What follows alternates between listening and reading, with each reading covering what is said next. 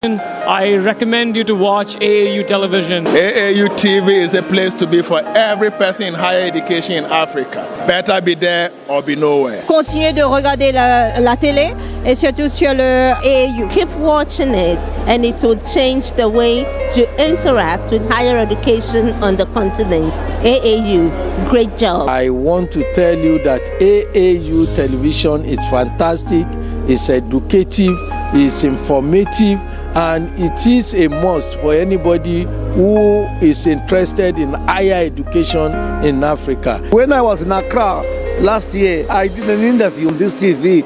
It's a very important mouthpiece. It's a data, it's a bank of all we need for the development of higher education in Africa. People should make an effort to view it because it discusses very current issues of development across the continent. I believe that the station will continue to promote the overall development of Africa, particularly in the tertiary education sector. AAU TV provides a platform and shares a lot of information to a broader audience. So we wish you all the best and please continue serving AAU TV, the voice of higher education in Africa.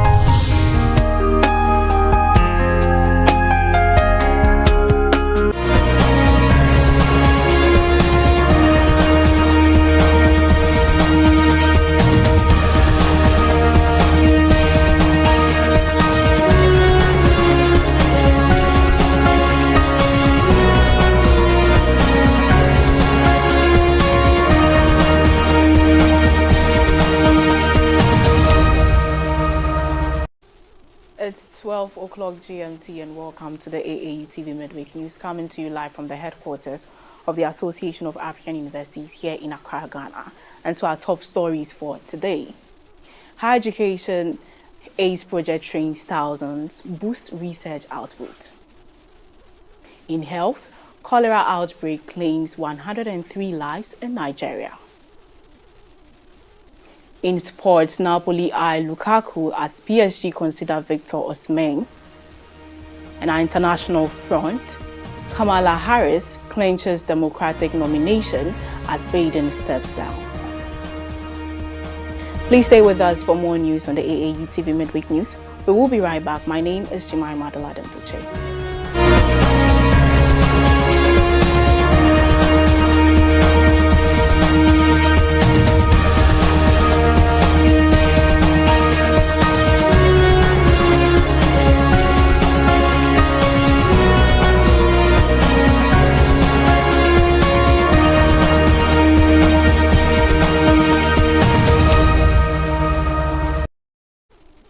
Welcome back from the break and to our story.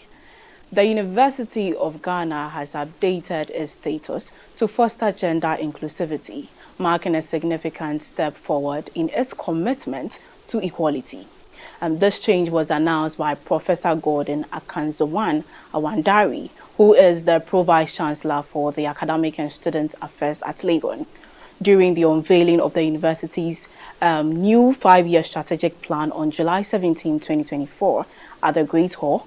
Professor Awandari emphasized that the revised status will now incorporate targeting its LGBTQ community, underlining the need for stronger inclusivity measures.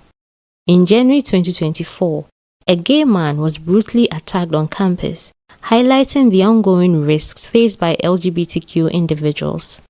The university's efforts to revise its statuses aim to address these challenges and create a safer and more inclusive environment for all students.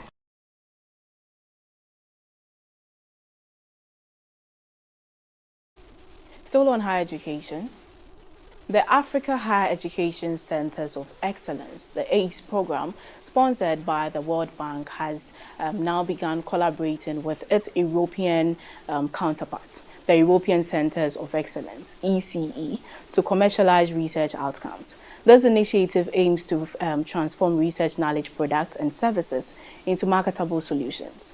The new focus was a key topic at the Africa Centers of Excellence International Partnership Workshop held from May 8th to 10th, 2024. This workshop builds on the joint African Union-European Union Innovation Agenda established in July 2023.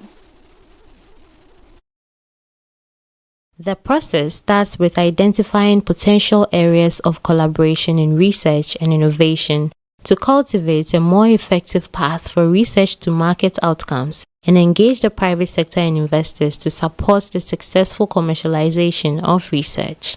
Under the initiative, the ACES will also create peer learning opportunities on common topics of interest in the key research areas of health, agriculture, ICT, water, transportation, energy, education, sustainable mining, environment, and engineering disciplines.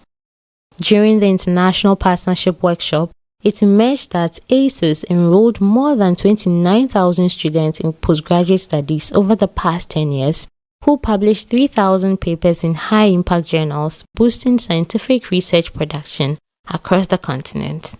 The project, conceived in 2014, also raised more than $79 million to help fund some of its activities in centers in all regions of sub-Saharan Africa, according to the project's website. The project, which started with ACE-1, implemented in West and Central African countries before the conception through ACE-2 and later ACE Impact, has over the years not only advanced the frontiers of knowledge production and dissemination and nurtured talent, but also has positively transformed the higher education landscape and economies on the continent, according to Professor Olushola Oyewole, Secretary General of the Association of African Universities. He added that under the program, the centers emerged as innovation hubs, driving growth and serving as benchmarks for groundbreaking research and impactful capacity building initiatives. In health, the cholera outbreak in Nigeria has resulted in at least 103 deaths and over 3,000 suspected cases. That is according to the Nigerian Center for Disease Control and Prevention, the NCDC. Jed Idris, the Director General for the NCDC, revealed these alarming statistics during a press conference in Abuja on Tuesday. The outbreak has spread across 187 local government areas in 34 states and the Federal Capital Territory. The NCDC identified the top 6 states, Lagos, Bayelsa, Abia, Ebonyi, Katsina, and Zamfara, as accounting for approximately 83% of the infections. The spread of cholera has been exacerbated by persistent flooding, the consumption of contaminated food and water, and widespread open defecation. Idris emphasized the need for Nigerians to maintain power hygiene and stay vigilant, especially during the rainy season, to combat the rise of epidemiological diseases. He urged the public to take preventive measures seriously to curb the spread of cholera. While acknowledging the effort of stakeholders, including ministers, department and agency, state and local government, local and international partners, healthcare workers, community leaders and individuals who have worked and continue to work hard in responding to the outbreak, he urged individuals to adhere to precautionary measures to reduce the risk of transmission of the infection. The NCDC boss further noted that rainfall significantly impacts the spread of waterborne diseases by affecting water quality and availability. He added that the agency is monitoring reports of yellow fever cases in Nigeria. The NCDC continues to work on containing the outbreak, providing resources and guidance to affected areas. The combination of environmental and infrastructure challenges has made this a particularly severe outbreak, highlighting the critical need for improved sanitation and public health measures across Nigeria. Stay tuned for Discovery News after this break. Are you a university, college, high school, private organization, NGO, individual professor, instructor or facilitator seeking to take advantage of the numerous benefits of online education? Look no further.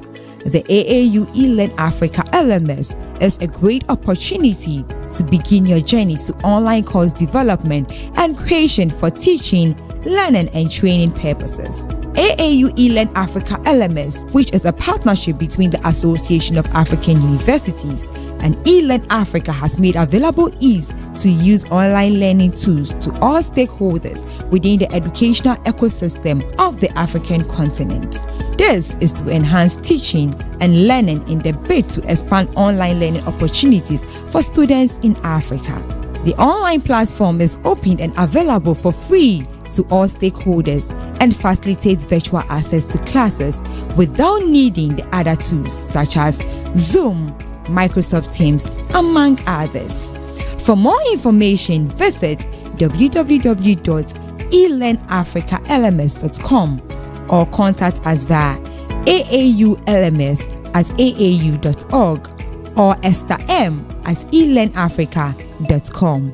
Follow us on LinkedIn, Twitter, and Facebook at AAU eLearn Africa LMS.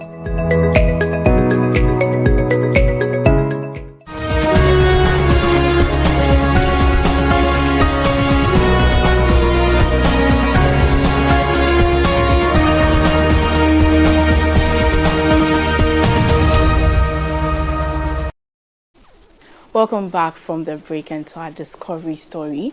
A Ukrainian startup is revolutionizing paper production by using dead leaves instead of healthy trees, significantly reducing environmental impact.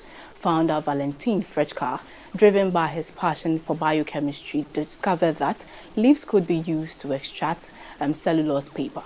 After initial experiments with grass and straw failed, he successfully created a prototype using leaves. Due to the ongoing war in Ukraine, Valentin Frechka relocated to Paris, where he co-founded Relief Paper with Alexander Sobolenko. Relief Paper's innovative process is environmentally friendly, emitting 78% less carbon dioxide and using 15 times less water than traditional paper production. Additionally, leaf-based paper degrades in soil within 30 days, compared to 270 days or more for regular paper. This sustainable approach addresses the significant environmental footprint of the paper industry, which accounts for 13 to 15% of total wood consumption and 33 to 40% of all industrial wood sold worldwide, according to the Worldwide Fund for Nature. The startup offers a range of paper products from 70 to 300 milligram, suitable for packaging and cardboard uses. They produce around 3 million shopping bags per month, serving major clients like L'Oreal, Samsung, LVMH, Logitech, Google, and Schneider Electric. In July, Relief Paper opened its first commercial factory near Paris with a capacity to process 5,000 tons of leaves annually, partly funded by the European Union. Based at Station F in Paris, Frechka has won several awards and is a finalist for the European Patent Office Young Inventor 2024 prize. The result was announced in July. Frechka aims to expand Relief Paper globally, establishing production plants worldwide to promote sustainable paper production.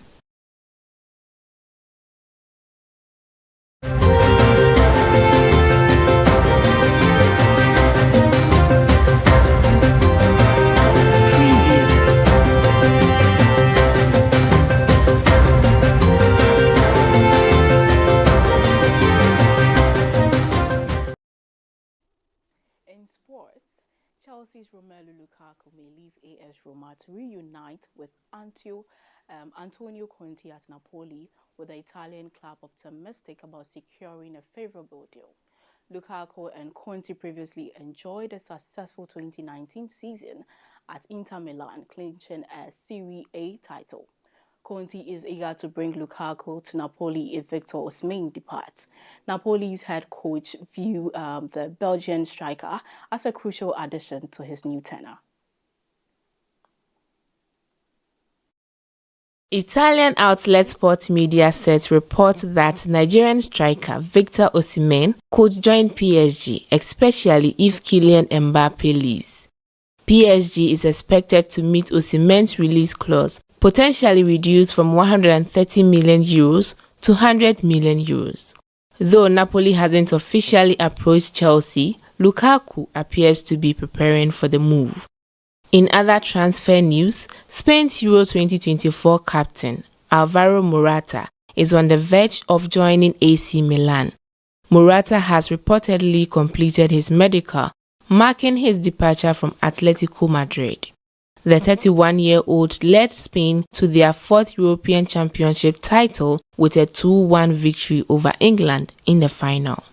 This move to AC Milan will be Morata's third stint in Serie A, having previously played for Juventus. Both Lukaku's and Morata's potential transfer highlight a busy summer transfer window, with significant shifts in European football's top clubs. Lukaku, who previously played under Conte at Chelsea and Inter Milan, has reportedly agreed to a 3-year contract with Napoli, earning £5.5 million per year. However, there is a significant financial gap between Chelsea's asking price of £29.5 million plus bonuses and Napoli's offer of around £21 million. Napoli's need to secure a new striker by July 25 for their pre-season camp is pressing, given that their head coach, Antonio Conte, is eager to make the signing.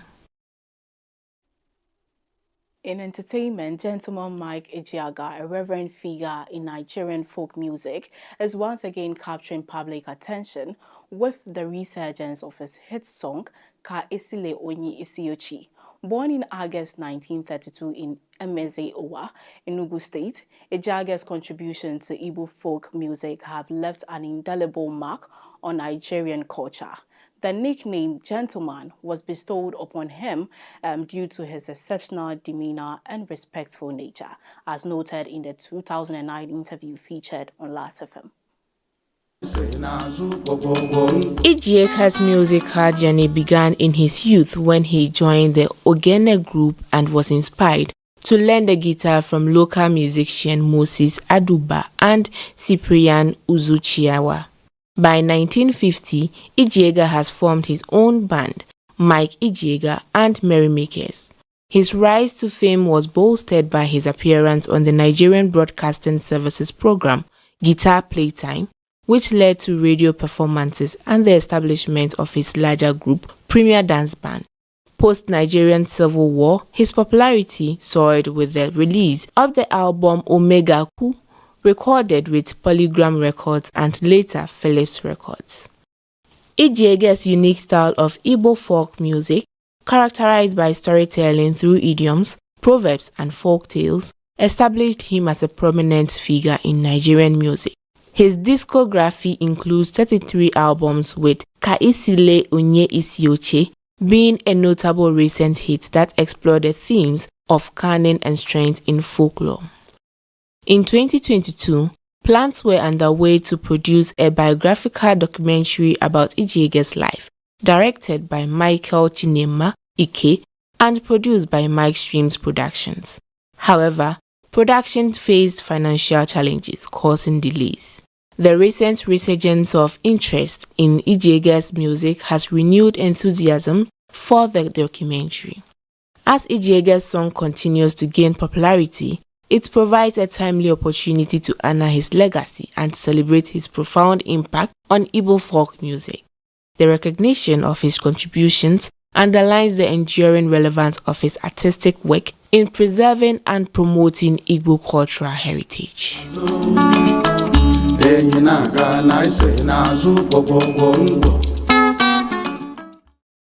Looking for a job in higher education institution on the African continent? There is no need to go looking. The Africa Education Jobs Board will deliver available jobs to you via our platform. To start your search, visit our website.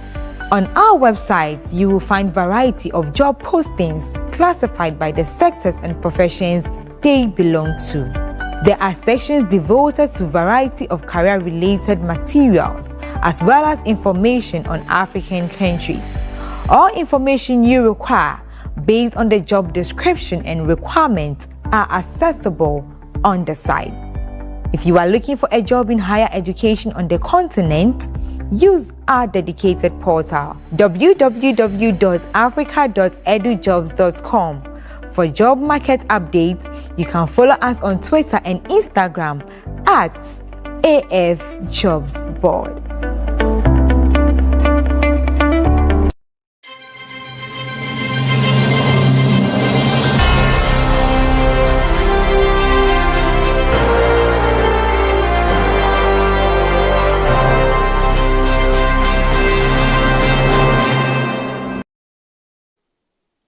In our international front, the Monetary Policy Committee MPC of the South Africa Reserve Bank SAB decided to keep the prime interest rate at 11.75% during their meeting in Pretoria on Thursday. Despite South Africa's inflation falling within the SAB's target range of 3% to 6%, the Consumer Price Index CPI stood at 5.2% in May, prompting the decision. 4 MPC members voted to keep the rate unchanged, while 2 members favored a 25 basis points reduction. SAB Governor Leseja Ganyago explained that the committee believed maintaining a restrictive policy was necessary to stabilize inflation at 4.5%. He noted that while some members felt the inflation outlook had improved enough to justify a rate cut, the majority viewed the unchanged stance as appropriate due to ongoing inflation risks. Ganyago highlighted that South Africa has the second highest inflation among G20 nations, emphasizing that the fight against inflation is ongoing, with most countries yet to meet their inflation targets. He underlined the importance of the SAB's cautious approach in the current economic climate. The South African economy contracted by 0.1% in the first quarter, and recent data, including mining and manufacturing figures, led the SAB to modestly trim their second quarter growth estimate to 0.6. The economic context reinforced the decision to maintain the current interest rates to ensure stability. Inflation came in at 5.2% for May, unchanged from April and still at the upper end of the 3% to 6% target range. The Reserve Bank is now expecting headline consumer price inflation for this year to be 4.9%, compared with 5.1% at the previous meeting. Over the next few quarters, headline inflation is expected to dip below the 4.5% midpoint, mainly because of fuel and food reaction from economics points to widespread expectation that the Reserve Bank will embark on an easing cycle with an interest rate cut in September prices. This outlook is supported by the stronger rand.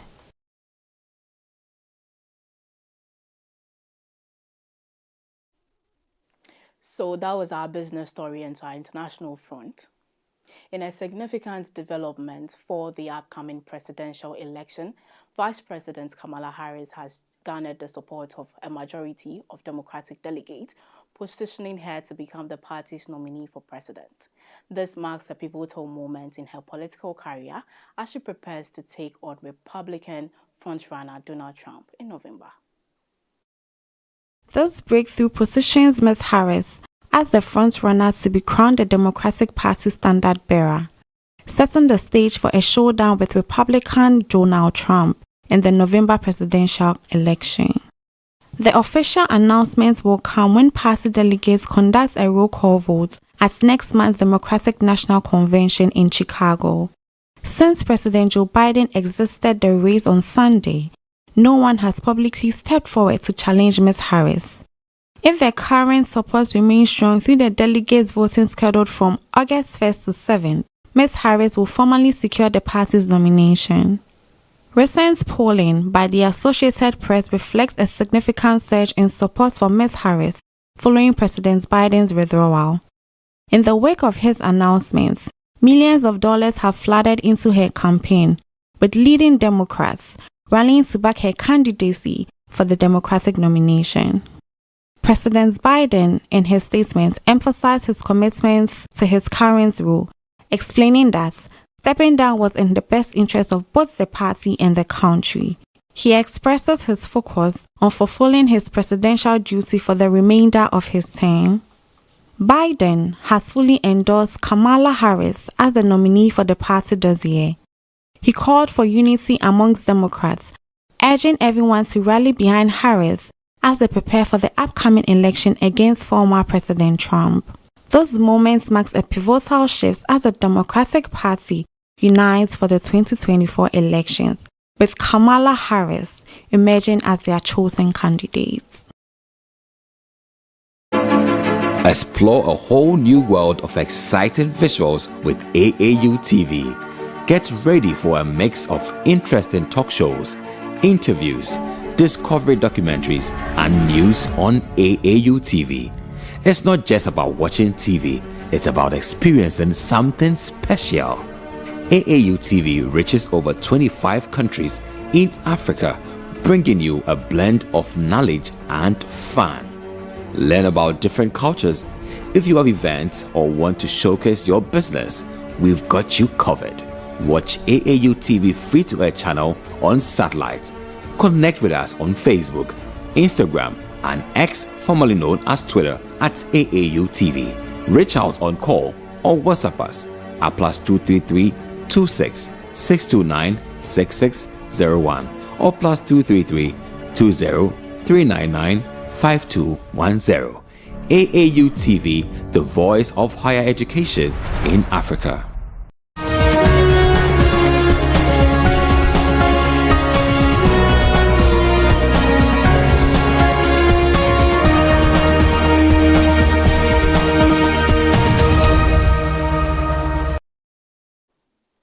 Thank you for staying with us on the AAU TV Midweek News. We'll take a quick look at our top stories.